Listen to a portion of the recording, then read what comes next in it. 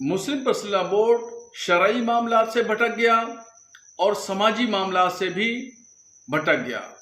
और अब हालात ये हैं, ऐसा लगता है, जाहिर होता है कि बोर्ड को सियासी लोगों ने, पॉलिटिकल पार्टियों ने हाईजैक कर लिया है। और ये हाईजैक करना खुद मुस्लिम पर्सनल बोर्ड के लिए एक न एक दिन घातक साबित होगा।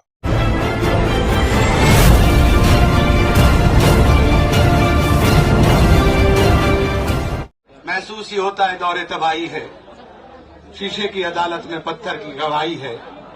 दुनिया में कहीं इसकी तफ्सील नहीं मिलती, कातिल ही मुंसिफ है, कातिल ही सिपाही है।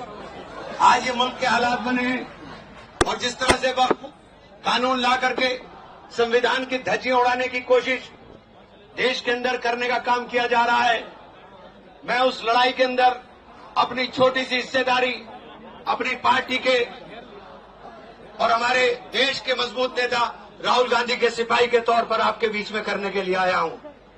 और हम लोग संसद से लेकर के सड़क तक इस लड़ाई को लड़ने का काम करेंगे। चूंकि हमें पार्लियामेंट जाना है, मुझे भी और जावेद साहब को भी, हमारा दोनों का इत्तेफाक से 0 आवर लगा, 12 बजे स्टार्ट हो जाएगा। तो मैं आप सब लोगों से सिर्फ इतनी गुजारिश करना चाहता हूं कि जहां खून की जरूरत होगी वहां खून देंगे, और जहां आपको लड़ने की जरूरत होगी हम आपको पहली सफ के अंदर नजर आने का काम करेंगे।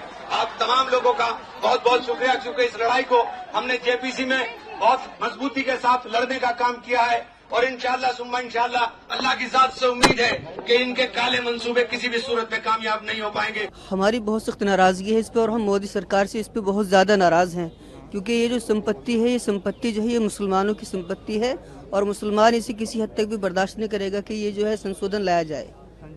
इसको बर्दाश्त नहीं करेंगे। क्या कुछ आज आप मांगे रखने वाले हैं सरकार? हम मांगे बस ये रखेंगे कि जो बिल लाया गया है इसको फौरन वापस किया जाए। इसको लाने की कोई गुंजाइश ही नहीं है हिंदुस्तान में। रमजान का महीना है, रमजान के महीने हम रमज़ान के महीने में जो है रमज़ान से हैं, कुछ खा पी भी नहीं सकते, और ऐसी दोपहरी में और गर्मी में हम इस कुर्बानी को उठाने के लिए, बर्दाश्त करने के लिए, सब कुछ करने के लिए तैयार हैं, लेकिन हर हाल में ये बिल वापस होना चाहिए। हमारी मांगे यही है कि ये वक्फी ज़मीन है और ये ज़मीन अल्लाह के लिए हमने कुर्बान कर दी है, मुसलमानों की ज़मीन है, इस पर मुसलमानों का अधिकार है, ये हमारा मजहबी मसला है।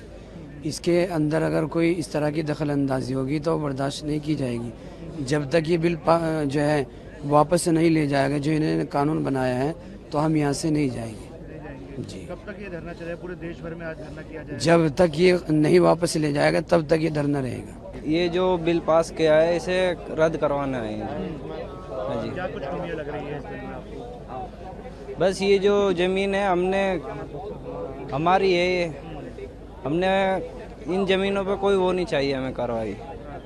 ये मुसलमानों की ज़मीन है, जैसा हम चाहेंगे वैसा होना चाहिए।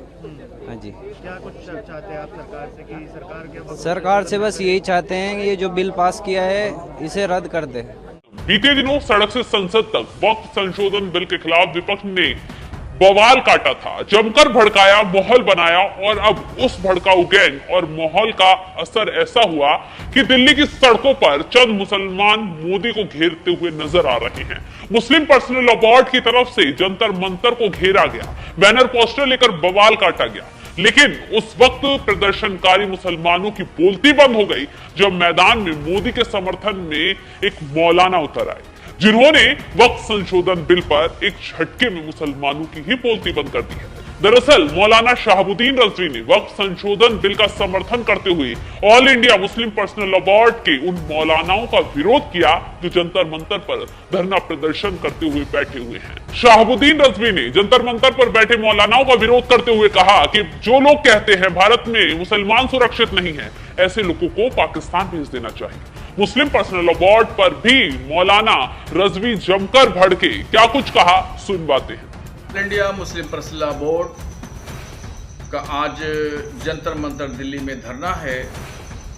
धरना देने का अधिकार सबको है, मगर मैं एक ख़ास बात मुस्लिम पर्सनल बोर्ड के ताल्लुक से कहना चाहता हूं कि मुस्लिम पर्सनल बोर्ड का जब गठन हुआ था तो उसका गठन शरई मामलात के लिए हुआ था, और मुस्लिम कौम के दरमियान जो बुराइयां फैल रही हैं उस बुराइयों के खात्मे के लिए जद्दोजहद करने के लिए गठन हुआ था।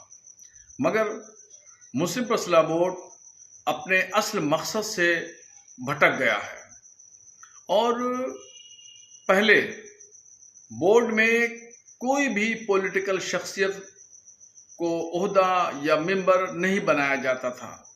मगर आजकल का जो बोर्ड है, इस बोर्ड में हिंदुस्तान में जितनी भी सियासी जमातें हैं, पॉलिटिकल पार्टियां हैं, उनके अक्सर मेंबर पार्लियामेंट हो या और ओहदेदारान हो, वो सब मुस्लिम पर्सनल लॉ बोर्ड के मेंबर हैं या उनको कोई न कोई ज़रूर पोर्टफोलियो दिया गया है। समाजवादी पार्टी के लोग, कांग्रेस के लोग और ख़ुद MIM के अध्यक्ष ओवैसी साहब भी मुस्लिम पर्सनल लॉ बोर्ड के जिम्मेदारों में शामिल हैं और बाज़ाब्ता तौर पर मेंबर हैं। तो मुस्लिम पर्सनल लॉ बोर्ड शरई मामलात से भटक गया और समाजी मामलात से भी भटक गया और अब हालात ये हैं, ऐसा लगता है, जाहिर होता है कि बोर्ड को सियासी लोगों ने, पॉलिटिकल पार्टियों ने हाईजैक कर लिया है और ये हाईजैक करना खुद मुस्लिम पर्सनल लॉ बोर्ड के लिए एक न एक दिन घातक साबित होगा। तो सुन लिया आपने, मौलाना शहाबुद्दीन रजवी सीधे और सटीक शब्दों में आरोप लगा रहे हैं कि मुस्लिम पर्सनल लॉ बोर्ड का गठन मुस्लिमों में फैल रही बुराई को खत्म करने, दीन की तालीम को बढ़ाने के लिए हुआ था। लेकिन अब मुस्लिम पर्सनल लॉ बोर्ड जो है उसे राजनीतिक लोगों ने हाईजैक कर लिया है, जिससे ये बोर्ड भटककर राजनीति करने वाले नेताओं का अड्डा बन गया है, जिसके सहारे ओवैसी जैसे नेता जमकर फायदा उठाने की कोशिश में भी लगे हुए हैं। और ये बात हकीकत भी है, क्योंकि वक्फ संशोधन बिल किसी के खात्मे नहीं बल्कि सुधार के लिए आया है। वो सुधार जो संपत्तियों की लूट, धन के गलत इस्तेमाल के लिए बेहद जरूरी है। बीते दिनों खबर आई कि वक्फ बोर्ड जब भी मना रहा है, किसी भी संपत्ति पर अपना दावा ठोक जा रहा है। यहां तक कि वक्फ की संपत्तियों का बिचौलियों के जरिए न सिर्फ गलत इस्तेमाल किया जा रहा है, बल्कि फंड का भी अता पता नहीं चल पा रहा है। हैरानी की बात तो देखिए कि अगर वक्फ बोर्ड किसी भी संपत्ति पर दावा ठोक देता है तो उसका हिसाब किताब न्यायपालिका में नहीं बल्कि वक्फ की अदालत में ही होता है, जहां से इंसाफ मिलना पीड़ित के लिए मुश्किल ही नहीं नामुमकिन हो जाएगा।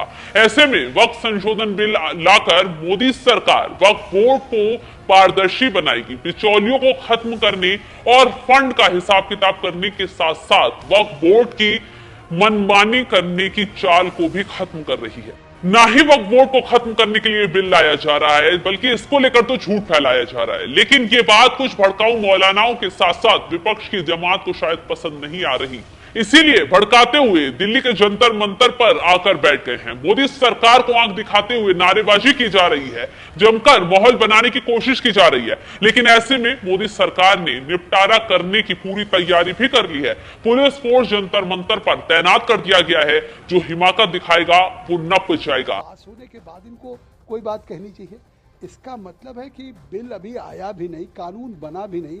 किस सवाल पे आज जंतर मंतर पे all India Muslim personal law board हो, जमायत उलमा हिंद हो या ओवैसी की पार्टी AIMM हो या विपक्ष की पार्टियों को, नेताओं को बुलाया जा रहा है। लोग कह रहे हैं जंतर मंतर पे बैठ के साहब हमारे अख्तियार DM को दे दिया जाएगा। कहीं नहीं DM को। अगर कोई डिस्प्यूट होगा वक्फ की प्रॉपर्टी के साथ और किसी का, चाहे किसी सरकार के साथ या किसी और के साथ, अब DM को अधिकार नहीं होगा। DM से ऊपर चाहे कोई राज्य सरकार का सेक्रेटरी होगा, कमिश्नर होगा। और यहाँ तक कि ट्रिब्यूनल में अगर कोई एग्रीव्ड है तो उसको हाई कोर्ट, सुप्रीम कोर्ट जाने का उसको अवसर मिलेगा और बेहतर कानून बनाया जा रहा है।